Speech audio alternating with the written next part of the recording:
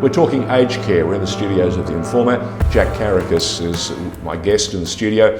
Nicole Dunn, an aged care professional, on the Zoom screen. Jack, you've been listening to Nicole. We can't any longer wait for answers, and we also can't afford not to find more money to help the aged care sector. Are you 100% on board with that? Absolutely. Do you agree that we have let it slip, and for whatever reason, we need to get onto it ASAP? Absolutely, and I think what's happened is the pandemic and the whole crisis surrounding it has basically just brought everything out into the open. So there's no better time to act than now, because the reality is the most vulnerable people in our society are being let down and they're actually dying. Concur. When the COVID story started unfolding around the world, when we saw the numbers in Italy, when we saw Spain, when we saw Britain and America, as someone who had a member of the family, someone they loved dearly in an aged care home, did any bells go off? Did any alarms, wake you at night or keep you up at night? Or did you think, no, our system's got this and we'll get through this like we've done most of everything else? Yeah, absolutely. That's a great question. So the reality for me is, initially it was someone else's problem. It was overseas, and then you saw it escalating, and then it became our problem. I naively assumed that we had the protocols and the procedures in place, that everything was going to be okay, that we would have ring-fenced the aged care sector, right? Yep. I mean, it was news to me that we were using agency staff and everything else. All that has come out since is news to me. And we didn't have masks, PPE. Or we did have masks and PPE, but we hadn't been shown how to use it yet. Yep. Or they weren't mandatory. Yep. Or it wasn't mandatory. Some people would use it, some wouldn't. You'd use the same PPE equipment going from one room to another, right? So there was all these things that were in play, and you're saying, well, hang on, what is going on here, right? And that's where eventually why this is just snowballed. I mean, really, in 1 week, this has just become a raging bushfire. Speaking of the bushfire, what did you make of the comments by the Premier yesterday in the media when he said he wouldn't have his mother in an aged care home in Victoria? So to put it bluntly, I think it was an absolute disgrace what Mr. Dan Andrews said yesterday. And I say that from the fact that on the Saturday, we personally rang up one of his senior advisors and said, you need to take control of the situation.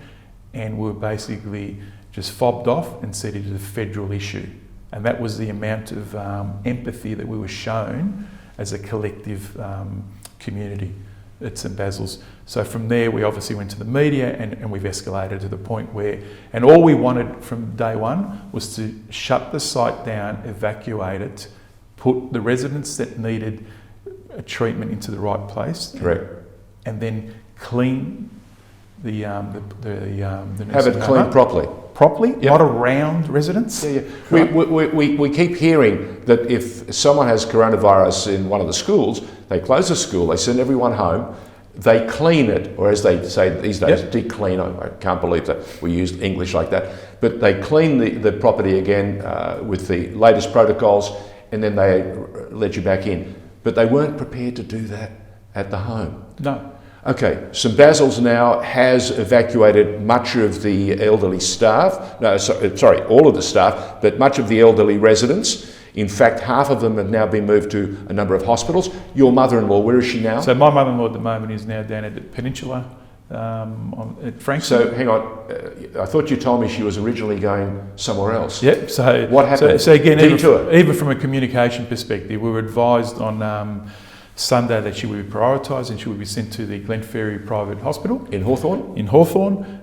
So we're waiting for her to go. We've been told she's in an ambulance and, right. she's heading there, so we've waited an hour. So GPS didn't work? Obviously, they've taken the roundabout route. So we then get a call that says that she's actually now going to Peninsula. So from about 6 o'clock when we've got the first advice, she wasn't admitted till about 11:30 at night. So we don't know how it took 5 and a bit hours for her to get there. So again, the protocols were, we were then ringing both hospitals because we didn't know who was where, and it transpired there were 2 Vickies, and they mixed them up. One was sent to Glenferrie and one was sent to Peninsula. So how's your mother-in-law at the moment? So the reality, my mother-in-law is 10 days ago, my mother-in-law was still able to walk, right? She had to be fed, but she was able to walk and get around. She's now in a situation where she's bedridden, right? She's on a drip. She's got a build-up in her lungs because she hasn't been moved for about 10 days. And they're still waiting on the COVID results. And they're still waiting to see if they can clear her lungs so it doesn't develop into a pneumonia. Stay with us. We wish you every success with getting your mother-in-law a little bit healthier and a little stronger to fight the problems that she's facing at the moment. Nicole, what do you make of Jack's story that they were originally told that his mother-in-law was heading off to Hawthorn and then somehow ended up in the peninsula, in Frankston no less? Yeah, so again, it's not uncommon, this story. We know there are logistical challenges in transporting people to hospital that may be bedbound or medically unstable, and there's certainly difficulty in doing that when it is en masse and you're trying to coordinate. But what about communication? Hundreds of people. I understand that. I understand the logistics, but what about the communication? Doesn't it come down to we know what we're supposed to be doing, and then we do it? It seems that even then, they don't know.